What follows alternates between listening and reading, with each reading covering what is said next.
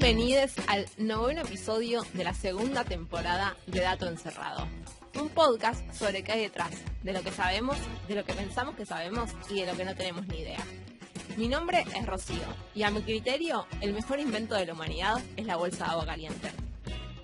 No vamos a hablar sobre el estado de tu cervical al respecto. Mi nombre es Belén y para mí el mejor invento de la humanidad es el papel, particularmente el papel higiénico. No sé si están de acuerdo, espero que sí.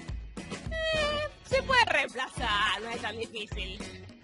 La discusión en la que no me copo nunca es la de qué lado va el papel higiénico. O sea, soy de esas personas que nunca mira para qué lado va el papel, o sea, me parece una pavada.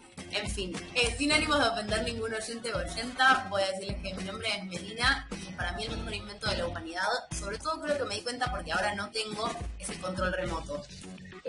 Me parece que estimula competencias importantísimas. Pero vos sos la tele. Acá me están mirando con una cara de mucho desdén, creo que me retiro del podcast. Decepcionada, pero a otro nivel. Para mí está bien el control remoto, solo me sorprende que uses el aparato que requiere control remoto. No voy a hacer declaraciones sobre mi vida personal. Mi nombre es Clara y el mejor invento de la humanidad para mí es la almohada. Está bien, Sólido. Está bien. Igual, no puedo creer que no se me ocurrió la bolsa de agua caliente primero. Somos todas unas señoras, o sea, este es el factor común. Este es el segundo episodio con invitade de la temporada.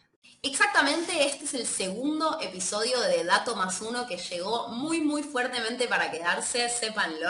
Y en la oportunidad del día de hoy tenemos una invitada súper especial que las tres queremos mucho, que es nuestra amiga personal Clara Sachs, una bióloga, flamante bióloga, que se dedica a temas bastante distintos a los que trabajamos nosotras y justamente por eso, y porque además nos parecen adorables sus rulos, ustedes no los están viendo, pero siempre fueron muy adorables, la trajimos al programa de hoy. Bienvenida, Clarita. Oli, gracias Meli. Y gracias chicas por invitarme, obviamente. ¿De qué nos vamos a estar hablando hoy, Clarita? Contanos. Hoy vine con un trabajo que es un poco particular, porque yo sé que suelen estar acostumbradas a pensar en trabajos que tienen como experimento. Este más que nada no es tanto de experimento, sino que es más de una recopilación de datos importantes para la humanidad, ¿sí? Como hicimos la presentación al principio del episodio. Y esos trabajos son súper importantes porque en algún momento alguien se tiene que sentar a compilar todo sobre lo que ya se conoce sobre algo. Es decir, está bien, hay un montón de grupos esparcidos por todo el mundo, muchas veces trabajando sobre lo mismo. Probablemente esos grupos se conozcan, pero el resto de la comunidad, tanto científica como el resto de la sociedad, puede tener acceso a uno, a otro, pero no un compilado de toda la información. Entonces me parece que están buenísimos también estos tipos de trabajo. Exactamente, de hecho, citan un montón de trabajos anteriores y lo que está bueno, que también me gustó, es que es súper moderno, o sea, se publicó en diciembre del año pasado, del 2020. Bien de la mano de lo que vinieron siendo los últimos episodios. Exactamente. Yo creo que durante el 2020 se deben haber publicado muchos de estos trabajos porque cuando la gente estaba en su casa y no podía ir al laboratorio a hacer experimentos, sí podés analizar los datos que hay en internet de experimentos viejos. Entonces, no tengo el análisis hecho, pero probablemente se publicaron más trabajos de revisión que otros años. El famoso no tengo pruebas, pero tampoco dudas. Bueno, como ustedes ya saben, y probablemente los oyentes y oyentas de este bellísimo podcast, las actividades que hizo el ser humano, todas esas cosas que creó, como bien dijimos en la introducción, afectan al funcionamiento de la Tierra. En particular, la producción y acumulación de estos objetos creados por el ser humano. Y perdón, y que interfieran quiere decir en términos como de, vos hablaste recién de acumulación, ¿no?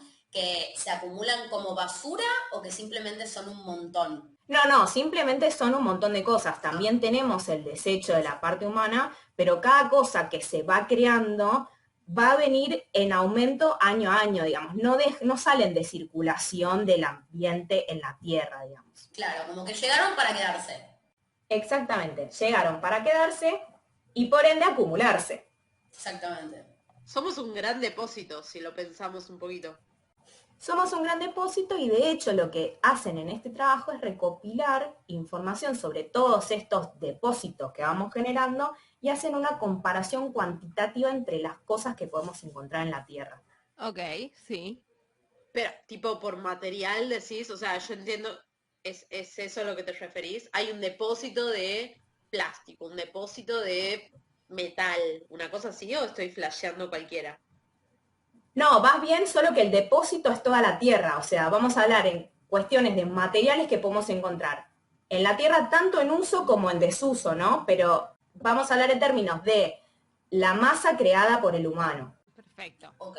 Ahí va. Todos los objetos que tenemos alrededor probablemente, a menos que tengan una planta, digamos, pero probablemente sean creados por el humano. Che, perdón, es muy zarpada la idea. O sea, es muy, muy zarpada la idea. Piensen, es como tratar de medir de alguna manera el impacto que genera la existencia de los humanos en la Tierra de una forma física. Como que tipo, sí, ok, los humanos también creamos, si se quiere, no sé, la cultura o un montón de cosas que vinieron con la existencia de los seres humanos que no tienen existencia física, pero después todo el resto es como poner en una balanza todo lo que fuimos fabricando como humanidad, ¿no? Es muy loca la idea, está buenísima. Ahí te empezás a pelear y decís, bueno, pero un edificio, ponele, ¿cuenta como creación material? ¿Lo metieron ahí? Sí, obvio. Claro, o sea, exactamente vamos a hablar de eso. Bueno, Clarita, sacea nuestras dudas. Un montón de información. O sea, viste que está buenísima esta publicación, o sea, no puedo creer cómo no empecé por esto. Es muy flashera, porque de hecho, en la introducción también plantea como, bueno, ¿quiénes somos los seres humanos en proporción de la masa viviente de cosas, ¿entendés? El ser humano es el 0,01% de biomasa que encontramos en la Tierra. Bueno, pero biomasa incluye las plantas. Es re injusta esa comparación, no me parece. Ya se me adelantó Rocío, pero tiene mucho sentido. Pero Hace eso, Rocío. no, está perfecto. Yo sabía que estas cosas iban a pasar igual. Pero es una realidad. Somos el 0,01% y hace 3.000 años que venimos impactando de una forma muy alevosa ya. Y todas estas cosas con las que nosotras impactamos afectan a nuestra propia salud también. ¿Solo para mal? ¿O también hay cosas que afectan? Digo, porque tener, no sé, urbanizar las ciudades afectó muy para bien en la salud nuestra. Y lo podés mirar, o sea, la esperanza de vida, uno puede después discutir si la calidad de vida es comparable o no, pero al menos la esperanza de vida aumentó muchísimo en los últimos 100 años, un poco menos quizás. Sí, lo que yo interpreto en esta parte es que habla en términos también de cómo afecta al ciclo de carbono. Entonces vos urbanizás una ciudad, pero destruiste un bosque, por ejemplo, y ahí hay algo con la asimilación del dióxido de carbono que quizás te esté generando algo malo para la salud. O sea, igual es como súper relativo. Y eso es lo que me gusta también de una parte que vamos a ver más adelante. Bueno, manejo la ansiedad, está bien. Lo que dijo Ro antes, habló de que las plantas son, o sea, ocupan un montón de porcentaje de la biomasa viviente del planeta, pero ¿cuánto ocupan? ¿Saben ustedes? Este es un momento donde nos humillamos de nuevo. Pero vamos a jugar, vamos a jugar. No, esto sale muy mal, chicas. Esto va a ser una ida y vuelta, Ahora, ¿puedo hacer una pregunta antes de responder? Porcentaje. Claro, en porcentaje, ¿no? O sea, ¿cuánto de toda la Claro. masa viva son las plantas? ¿Las algas son plantas? Sí. Ok. Yo digo que la mitad de la masa del planeta son plantas. Yo digo que el 57%. No, para mí el 40. 40. Bueno, el 90% son plantas. Puta madre. No, pero gané. Por algún motivo este es un juego en el que siempre termina ganando Rocío porque creo que Belén y yo somos muy malas. Claro. O sea, no es mérito Sí, no de es mérito Rocío mío. únicamente. Igual ahora que lo pienso, qué tarada, tipo, obvio que no era menos que el 50%, tipo, claramente son un montón. O sea, nada, no sé, es muy complejo este juego para No, nosotros. son muchísimas, son muchísimas. Sí, no, yo cuando vi 90% dije tipo, para. ¿De qué me estás hablando? Entonces el 10% del resto son el resto de las cosas que podemos encontrar. O sea, nosotros somos el 0,01%, pero y el otro casi 10%, ¿qué onda? Bueno, está compuesto por, en orden de porcentajes decrecientes, digamos, tenemos las bacterias, de ese 10% ocupan la mayor proporción las bacterias, después los hongos, después las arqueas, después los protistas y después los animales. O sea, todo lo que dijiste antes de animales, para nosotras son cosas chiquititas. Para mí también. Cosas que no se ven al ojo desnudo. Exactamente, pero es como que me interesa recalcar esto porque a mí me llama mucho la atención que seamos la nada misma. Claro, sí. Y todo lo que estamos por ver ahora es tipo, te crashea el cerebro directamente. Todo lo que hacemos solo por existir. El efecto que tiene la aceleración que tiene tanto el crecimiento de la humanidad como el impacto que genera, llevó a que estos y estas autores y autoras quieran hacer como un monitoreo cuantitativo de cómo es el ingreso y egreso de estos materiales que se usan en lo que dicen el sistema socioeconómico, o como lo llaman en la introducción, un metabolismo socioeconómico. O sea, hacen todo fluye, digamos, entra, sale todo el tiempo. Entonces no es solo como, bueno, estático, sino que todo está en constante cambio. De fondo suena a Todo se transforma de Drexler. Meli, anotación para la edición. Me encantó el concepto de metabolismo socioecológico, socioeconómico, dijiste, no sé, algo social, y me pareció maravilloso la comunión. Socioeconómico, está buenísimo. Yo cuando leí eso, bueno, yo cuando leo cualquier cosa en realidad, pero en particular en este trabajo fue como, son muy cracks. El objetivo más que nada del trabajo es poner en términos de masa todas estas cosas. Tanto las cosas que crea el humano como lo que habíamos dicho de la biomasa con el tema de las plantas y todo, quieren hacer una comparación. Pero, claro, quieren comparar cosas que tienen distintos atributos. O sea, de hecho ponen una frase que es muy graciosa porque cuando, no sé, estábamos en el colegio y querías sumar X e Y, te decían, no podés comparar manzanas con naranjas. Pero acá no solo comparan manzanas con naranjas, sino que comparan manzanas con celulares. O sea, cosas que no tienen nada que ver. Me encanta. O sea, que ellos dicen que están comparando cosas que no son muy comparables. Totalmente es como, digo, che, yo entiendo que es raro comparar cosas que no tienen nada que ver. Okay. Pero hablan de que está bueno compararlo porque, sobre todo compararlo con la biomasa, porque la biomasa son cosas que rodean y sostienen sobre todo a toda la humanidad. O sea, vivimos a base de lo que producimos con la biomasa, ¿se entiende? Entonces está bueno como un término de comparación para ver, bueno, ¿en qué punto de la humanidad estamos entre las cosas que creamos y la biomasa? Clarita, te hago una pregunta solo a modo de que quede claro para los oyentes que tal vez no estén tan familiarizados con el tema. ¿A qué te referís exactamente cuando hablas de biomasa? Hablamos de biomasa cuando hablamos de la masa viviente, o sea, bio de vida, digamos, y masa del peso, digamos. O sea, vamos a comparar con el peso que tienen las cosas vivientes en el planeta. O sea, estas cosas tipo las plantas, las bacterias, el resto de las cosas que no vemos al ojo desnudo, y los animales, que algunos tampoco los vemos, pero... Y eso es lo que comparan con lo que sería producción de esa biomasa, solo que no es biomasa en sí misma. Claro, es cosas vivientes contra cosas que creamos. Bien. Es un buen título para una película. Puede ser, está bueno. Está bueno porque dice, como que lo romantiza todo en la introducción. Es súper linda porque dice que contrastando estas cosas realizadas por el humano y con la biomasa, a vos te va a dar una nueva como dimensión y caracterización de lo que es la simbología del antropoceno. Toma pavo. El antropoceno vendría a ser una era geológica, digamos, como todas las que terminan en seno, solo que le agregan el antropo, que viene del griego, que sería del ser humano, digamos, o sea que sería una era geológica en la cual está dominada por la presencia del humano.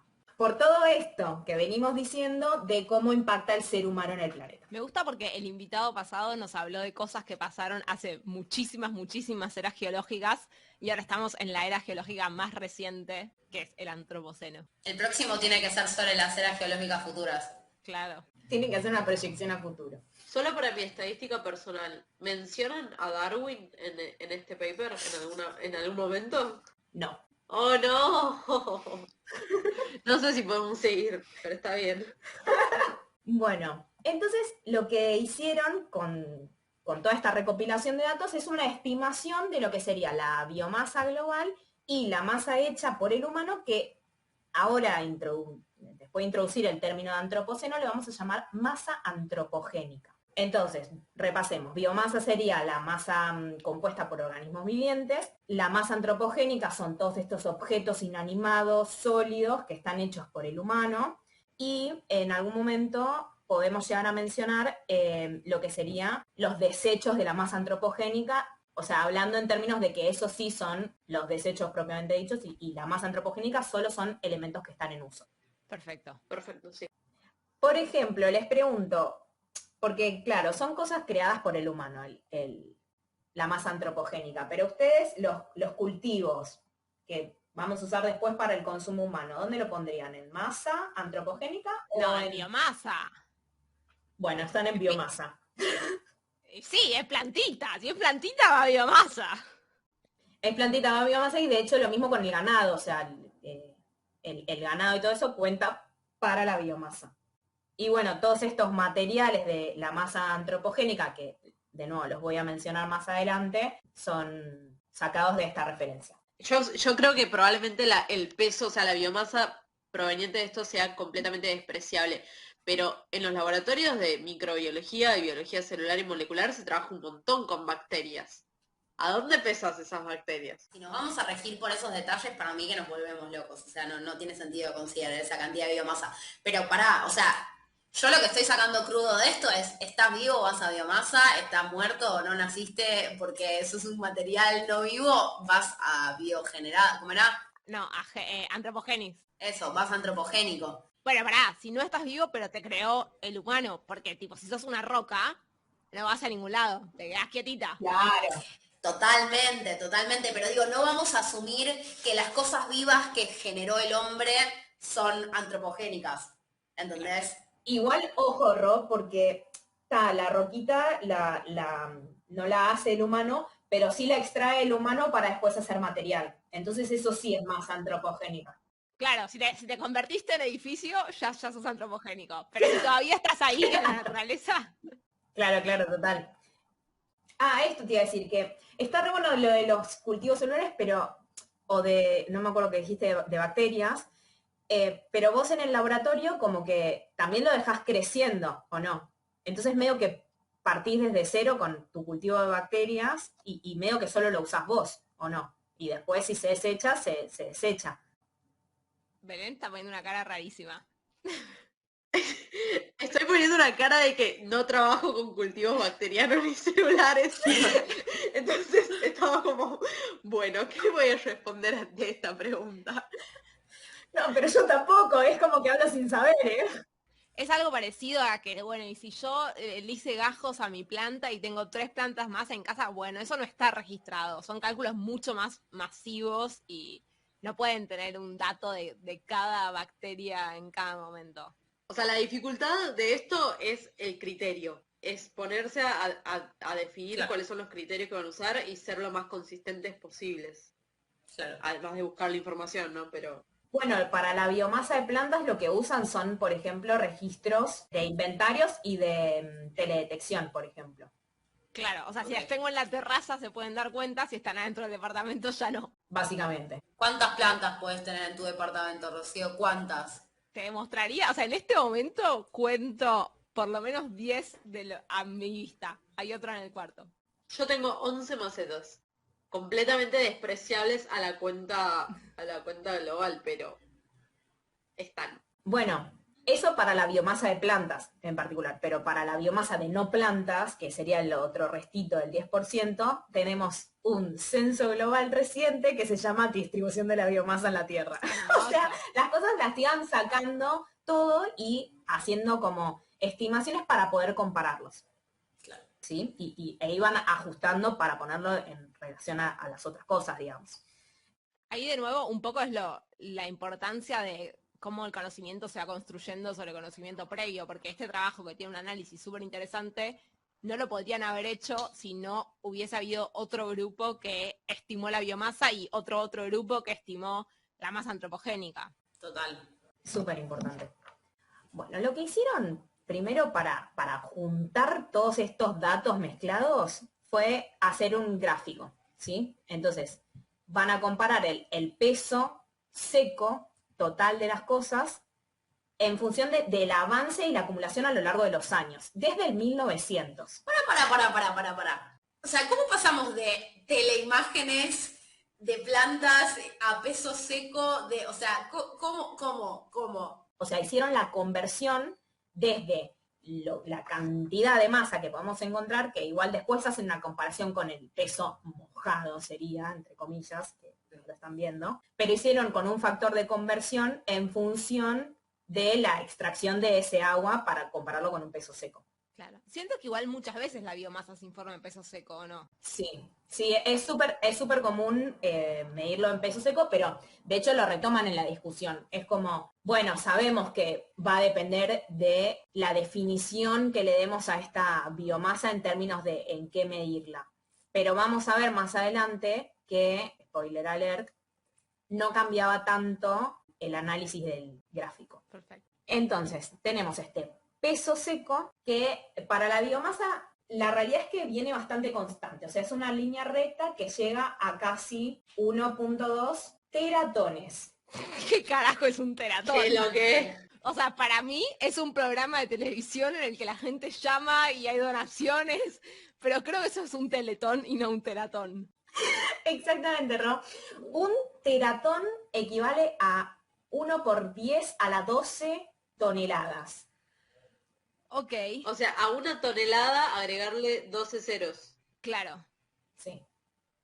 un montón. Muchas toneladas. Entonces, llega a casi 1.2 y sale de cuánto en el 1900. De casi 1.2, o sea, dicen que se queda bastante constante, eso. Ok, Habla en un momento del tema de la deforestación, pero parece que la diferencia no es tan significativa como para mover la aguja.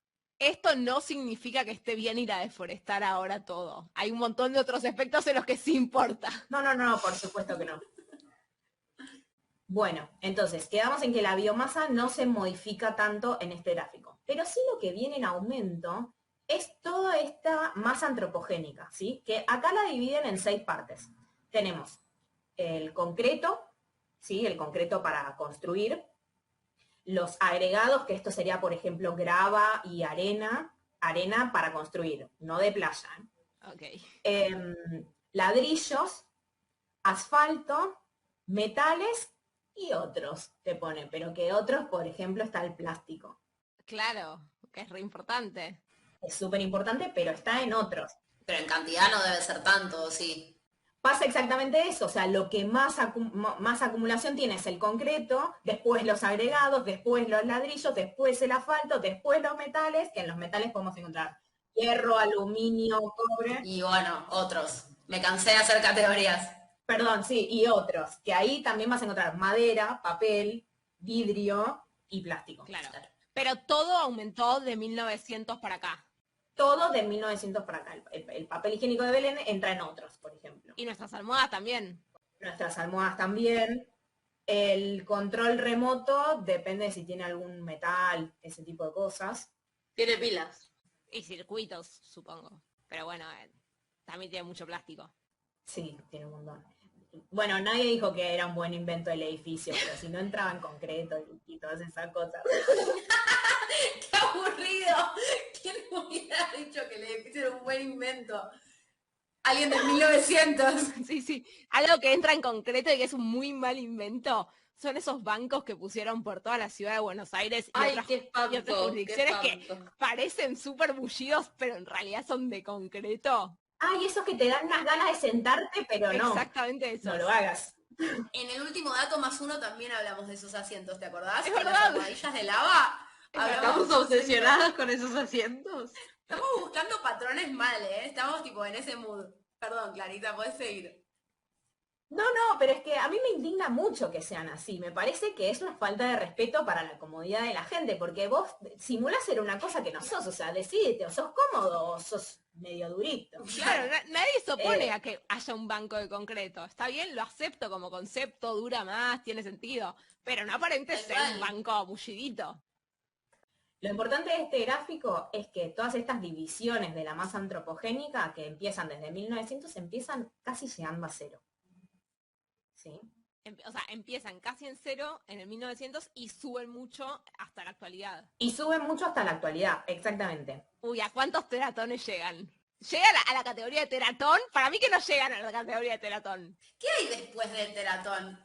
Les quiero preguntar a ustedes. No, otra vez no. Pero aparte ya estaba ganar Rocío, no me divierte jugar. No, yo quiero preguntarles, no hasta dónde llega, quiero preguntarles si piensan que en algún momento se cruza con la recta de biomasa o no. O sea, si pasan el 1.2 teratón o no. Claro, si llegan como justo a cruzarse o como llega por abajo o lo pasa, no sé. Pero estamos en la categoría de otros. No, todo eso junto viene en una misma curva que sube exponencialmente. O sea, sube como una... Sí, yo creo que se cruza. Para mí, re. Yo voy a decir que no, solo porque tengo que llevarle la contra a ellas dos, porque si no es un embole, pero honestamente creo que sí. Seguro de alguna manera vas a tener razón. Bueno, efectivamente sí se cruzan. Bien.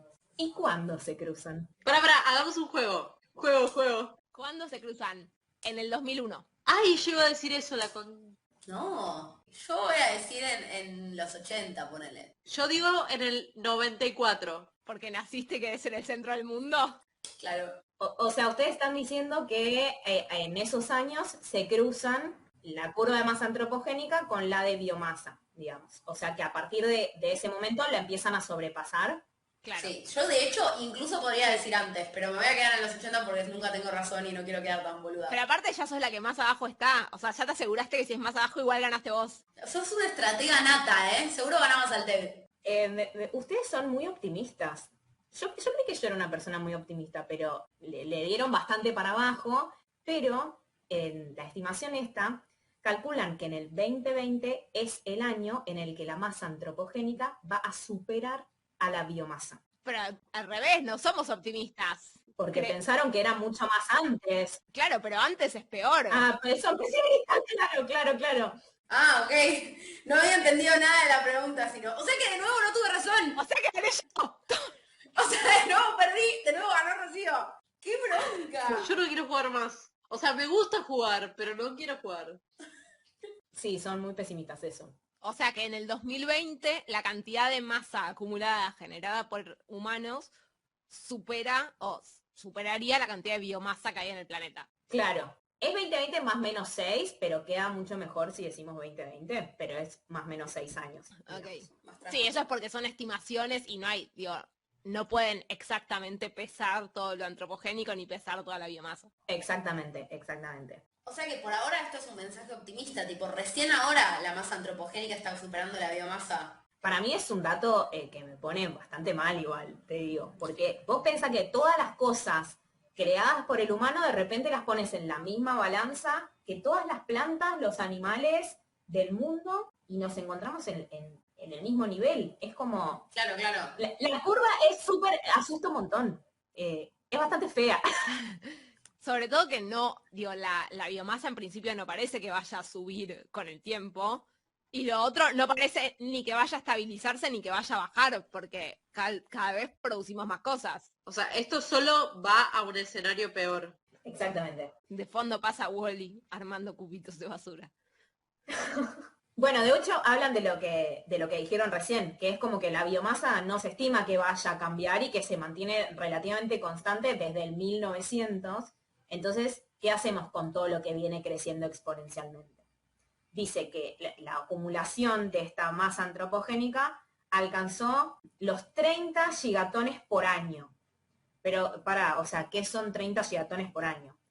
Eso equivale a que cada persona produzca su propio peso en masa antropogénica por semana. Me encantó la comparación. Es un montón. O sea, son 63 kilos de cosas por semana. Es una locura. Es un montón. Entonces, a partir de esto, sería que a partir del 2020 la masa antropogénica va a superar a la masa viviente que tenemos en la Tierra, ¿sí? Más o menos 6 años. En términos de nuevo, del peso seco. Lo que hacen en otra figura es es compararlo con lo que sería el peso en sí de la masa viviente, digamos. Y ven que para esa misma comparación, lo que cambia es que el sobrepasar a esta masa viviente sería más o menos en el 2037, más o menos. Más o menos 10 años. Ah, tampoco estamos tan lejos. Claro, tampoco estamos tan lejos, entonces es como que eso lo discuten en la discusión. Y dicen, va a depender en términos de qué medida usemos, de si la biomasa seca o tal como la conocemos con el agua incluida, pero la realidad es que el cambio de esas pocas décadas no nos hace la diferencia en el análisis de lo que realmente está haciendo el humano. Entonces es como, bueno, no nos vamos a poner quisquillosos con eso. Algo que quería también recalcar de esto es que el paper salió en el 2020 y hacen esta estimación hasta el 2020 o proyectando hasta el 2037, digamos, dependiendo. Todos esos datos a partir del 2017 los extrapolaron porque no estuvieron haciendo la recopilación de datos hasta el día anterior de publicarlo, digamos. Claro. Pero es re loco pensar que para nosotros y nosotras el 2020 es un año que va a quedar marcado como un hito en la historia ¿Por qué? Claro, ni idea. Si fue re normal el año. Nunca. Yo estuve re bien. Es más, tuvimos Juegos Olímpicos y todo, estuvo buenísimo. Ay, no me digas que me sigue doliendo. Va a quedar marcado como el año en el que nació Dato Encerrado. Por eso se lo va a recordar toda la humanidad. También. Por eso. Bueno, pero todas estas cosas, la pandemia, que haya salido Dato y todo eso, son cosas que pudimos presenciar y ver y percibir, digamos, por todo lo que fuimos viviendo. Pero no somos capaces de ver que efectivamente de repente la cantidad de edificios o de cosas superan a la cantidad de plantas, cosas que viven, que hay en el mundo. Y para eso es algo súper importante que no lo dice en el paper porque es medio como romantizarlo, pero también es un hito súper importante para tener en cuenta. Somos la generación que además vio cómo la humanidad creó más cosas que las plantas. Baja, por favor. Y después comparan también lo que serían el término otros, en particular la parte de plástico, que es lo que menos había, que habíamos dicho, por lo menos de lo que habían recopilado, contra los animales, que era lo que menos había en la parte viva. Claro. Y ven que la masa de animales, que son tanto marinos como terrestres, es de 4 gigatoneladas contra 8 de los plásticos. O sea, hay el doble de plásticos que de animales. Exactamente. Me quiero morir. Sí, es bastante feo. Y en una pregunta, Clarita, ¿en algún momento analizan, porque digamos, está bien, estamos dividiendo los materiales antropogénicos todas estas categorías, pero no son igual de nocivos entre sí, ¿no? Como que es mucho más grave que haya tanto plástico, aunque sea menos que las otras categorías, o sea, aunque esté incluido en el otros, es muchísimo más grave que haya más plástico que animales en general que otras categorías, ¿no? Por ejemplo, que más concreto. Claro, eso no lo mencionan en ningún momento. No. Pero si querés podemos hablar sin saber. No. Pienso eso, o sea, pienso que también estaría bueno que incluyan un análisis de cuánto más malo es, o sea, qué tan nocivas son todas estas categorías de cosas antropogénicas, ¿no? Porque no es lo mismo que solo ocupen espacio que ocupen espacio y que maten el resto de los animales. O sea, que hagan que por ser más hayan menos de las otras especies. Yo lo que estoy interpretando de este trabajo es que de alguna manera es como, vieron que hay veces que necesitamos que nos den cifras y porcentajes como para que nos den una alerta sobre algo. Me parece una cosa más descriptiva, comparativa, como para decir, che, ojo, tipo, no puede ser que haya más cosas que hayamos fabricado nosotros que cosas vivas en la naturaleza por sí mismas, más allá de decir, bueno, la verdad es que está bien, plásticos es de todo lo que construimos, lo que menos pesa es el plástico, pero ya estamos en un nivel de plástico absurdo, o sea, no hay que restarle importancia.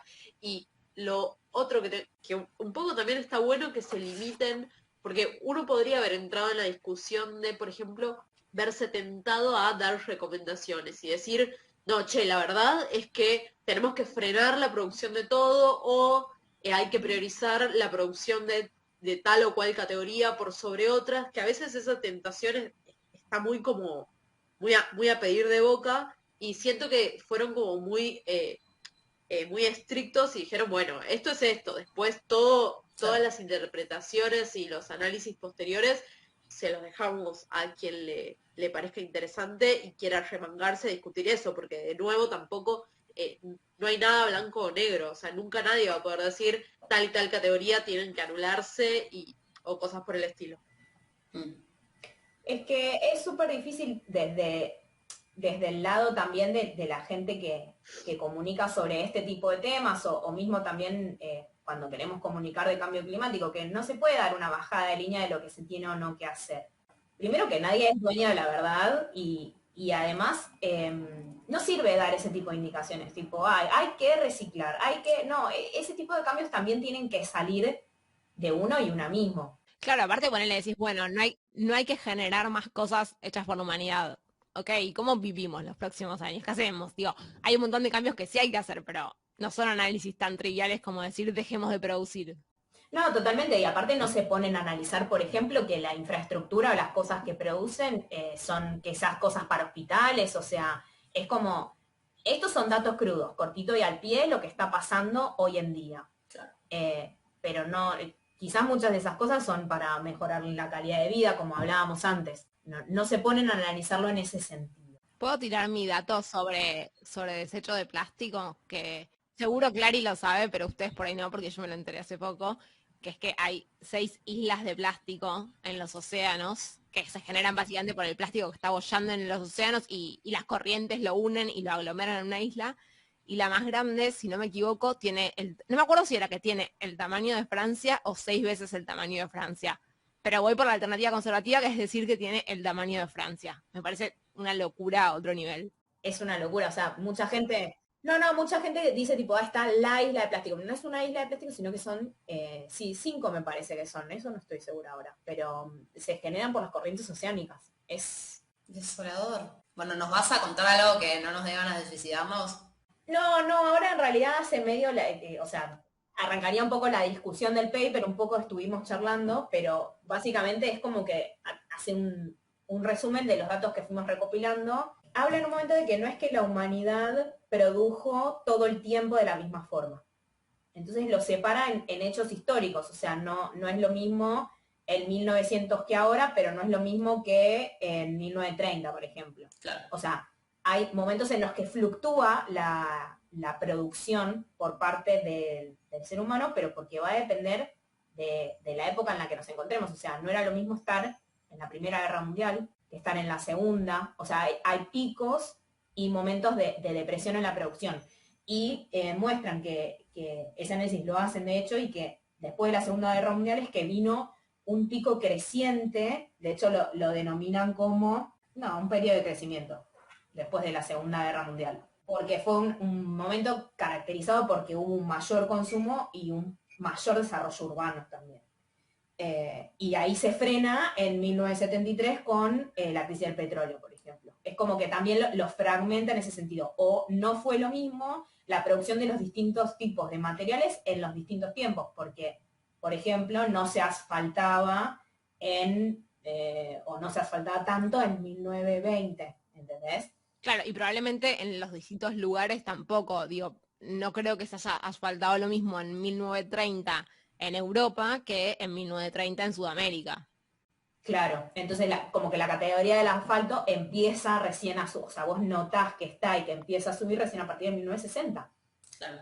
Ayer. Eso me gusta. ¿Hicieron algún tipo de comparación intrapaíses o continentes o algo por el estilo? ¿O es todo a nivel mundial? No, eso sí que no, hubiera estado buenísimo. Yo lo que creo también es que el error que podés tener en esas estimaciones, a veces cuanto más vas achicando la lupa de lo que querés mirar, quizás el error puede ser muy grosero. Entonces es más sencillo mirarlo como un todo. No sé. Puede ser, o sea, cuanto menos, sí. O sea, cuanto más chiquitito consideres, también se te meten en juego otras variables. Sí, como que se nota que lo quisieron hacer bien global, tipo, también está bueno eso hablan del ser humano, pero incluso no todos los seres humanos tienen igual de responsabilidad en este tipo de cosas. Como que no nos vamos a echar la culpa a nosotras 4 por la producción de edificios, por ejemplo. Sería ridículo. Y no da. Y no da. Bueno, de hecho, menciona que esa curva de crecimiento de la masa antropogénica que empieza en el 1900, que yo les dije que empezaba tipo cercana a cero, esa masa antropogénica en el 1900 era del 3% de la biomasa global y que en 120 años, o sea, hasta el 2020, está superándola. Claro. Y eso es un flash. Es una locura, o sea, es un montón, posta. Sí, sí, es que es demasiado. Y de hecho dice que si se continúa con esta tendencia en el crecimiento de la masa antropogénica, Ay, no sé si quiero escuchar esto. se espera que sea mayor a 3 teratones para el 2040, o sea, 3 veces más que la biomasa seca de la Tierra. Claro, o sea, no podemos frenar la producción, pero estaría bueno desacelerarla un poco, aunque sea, porque está demasiado zarpada. Igual, para. Más que la masa de la Tierra, dijiste. De la biomasa seca de la Tierra. Ah, no, yo ya me estaba imaginando, tipo, Meli playó que se abollaba el planeta porque las cosas pesaban más que el planeta. próximo o sea, se empieza a caer. Sí, sí, se va a caer. Las tortugas van a estar re cansadas, no da, boluda, cualquiera. Salvemos a las tortugas que sostienen la Tierra. Terminan el trabajo diciendo que es muy importante hacer este tipo de comparaciones. Un poco lo que dijo Ro antes, de la cuantificación y la evaluación de la escala y del impacto que pueden tener estas actividades humanas en el planeta y de la recopilación de distintos datos que puestos juntos te dan mucha más información quizás que analizándolos por separado. Básicamente eso, que como las actividades humanas de repente en tan poco tiempo y tan poco momento en el que habitamos la Tierra generan este tipo de impacto y que son muy bruscas para la cantidad de tiempo en la que estamos habitando en el planeta Tierra. Es como si adoptás un cachorrito que de los que son muy destructivos, que de golpe en 2 meses te puede destruir toda la casa porque se comió hasta las paredes. Bueno, esos somos los seres humanos para el planeta. O sea, Ron nos está comparando con cachorritos, es muy dulce. Claro. O sea, ¿fue un paper que tuvo o que tiene reconocimiento o los medios lo levantan o algo por el estilo? ¿O está más difundido por ahora en el mundillo o entre la gente que estudia este tipo de cosas? ¿Qué opinas? No te sabría decir, o sea, no te quiero mentir. Nosotros con Ahora qué lo usamos en diciembre del año pasado y había salido así unas semanas, ponele. Contanos un poco más qué es Ahora qué y qué onda. Porque es un proyecto que nosotras conocemos por vos, pero me parece que vale la pena que tenga su minuto en dato. Bueno, Ahora qué es un proyecto que salió también el año pasado, de hecho. Alto año el 2020. Alto año el 2020. Yo me uní el año pasado a mitad de año, pero bueno, surgió más febrero, marzo, digamos. Y bueno, es un espacio en el que comunicamos sobre todo impactos del cambio climático en la Tierra. Nada, es más un espacio de información y de reflexión para aquellas personas que quizás no saben tanto o no se sienten interpeladas desde ese punto de vista todavía. Entonces, nada, básicamente hacemos comunicación. Y si alguien quisiera leer lo que ustedes hacen, escuchar lo que ustedes hacen, ¿dónde lo pueden encontrar? Bueno, nos pueden encontrar en el sitio, que es ahora-medioque.com, donde ahí escribimos distintas cosas, tenemos un banco de fuentes que pueden visitar y hay distintos textos escritos por los y las participantes que estamos siendo en Ahora qué. Y también nos pueden seguir en Instagram y en Twitter, en @ahora que_oc, que bueno, ahí subimos distintas cosas. Ah, y tenemos el podcast también. No. Disculpame, eso no lo difundas porque hay conflicto de intereses. No, el podcast lo pueden encontrar el link directo desde el Instagram o nos pueden buscar en Spotify como Ahora qué. Está buenísimo y Clarita, me hace mucho sentido, digamos, que te hayamos traído hoy al programa porque formás parte de un proyecto, de un conjunto de proyectos que están surgiendo, que estuvieron surgiendo en los últimos años, que difunden información con esto que ustedes en su página llaman banco de fuentes, ¿no? O sea, basadas en evidencia. Me parece que es una forma muy linda y muy útil, por no decir correcta, de difundir y de comunicar cosas, ¿no? A menos que esta solapa de la página web de ustedes sea banco de fuentes y sean un conjunto de fotos de fuentes. que no creo. No, es un banco hecho de una fuente. De varias fuentes, claro. Podemos mencionar también que creo que hace varios episodios que no decimos, pero que en nuestra página de Instagram, en el link de la bio, encuentran la opción de la planilla de fuentes de los episodios, donde cada episodio tenemos, de qué trabajo o trabajos hablamos, están ahí los nombres, autores, y si se complica conseguirlos, siempre nos pueden preguntar por mensaje directo. O sea, no es solamente que nos gustan esos proyectos, sino que también somos de esos proyectos, formamos parte de esa bolsa. Cuando ustedes me invitaron y bueno, me dijeron algo relacionado con ambiente o con ecología o con lo que fuera, para mí es súper importante recalcar que yo en la carrera no me formé exclusivamente en este tipo de cosas. Mi espacio de formación es Ahora Qué, y yo aprendo en el día a día con ellos más que nada y con ellas, que son un grupo de trabajo re lindo y que realmente me parece súper importante recalcar que los espacios de formación no solo son académicos, sino que son en este tipo de proyectos que se aprenden un montón de cosas. Como me imagino que les debe pasar a ustedes también. Sí. Clary, ¿y si alguien se quiere sumar ahora que les puede escribir por la página o cómo funciona? Pueden escribir por la página, nos pueden escribir por Instagram también. También se pueden suscribir al newsletter que sale los domingos cada tanto. Ay, qué chata. No, es súper lindo. Y también tenemos un canal de difusión de Telegram. Todo eso lo pueden encontrar en el Instagram porque no quiero bombardear con tanta información. Y gracias por darme el espacio para decirlo. Las amo. No, por favor, muchas gracias por venir al programa hoy. Esperamos no haberte tomado demasiado de tu tiempo. Gracias. Al programa, tiro. Perdón. Sí. ¿Es el programa? ¿Qué es? Muchas gracias por venir al programa, chicas. Si nosotras no nos consideramos famosas, no vamos a llegar a ningún lado, ¿ok? Hasta Tinelli y el Maipo no paro. Ya van como 29 episodios y no recibimos sanguchitos de miga, no tenemos nada. Pero la frente en alto, siempre. La frente en alto y las expectativas más. No recibimos anillitos de miga, pero hubo un montón de gente que decidió apoyar a nuestro proyecto invitándonos un cafecito en cafecito.app/dato encerrado para que podamos difundir el podcast y profesionalizarlo cada día un poquito más. Y de hecho una gran parte de ese dinero ya fue reinvertido en que llegue a más personas, así que gracias. Bueno, nos despedimos de ustedes entonces, hasta la próxima, hasta el próximo episodio de Dato Encerrado. Acuérdense que nos pueden seguir en nuestras redes sociales, en @Instagram Dato Encerrado, pueden escuchar todos nuestros episodios en el orden en el que tengan ganas, desde Spotify y cualquier plataforma de podcast que les parezca interesante y cómoda. Y si tienen ganas de repente de decir, che, estaría bueno que hagan un episodio contando sobre tal cosa, si nosotras sentimos que lo podemos manejar, le damos para adelante, y si no también nos ponemos en campaña para traer a alguien como por ejemplo hoy Clary que pueda comunicar mejor sobre eso que quieren saber.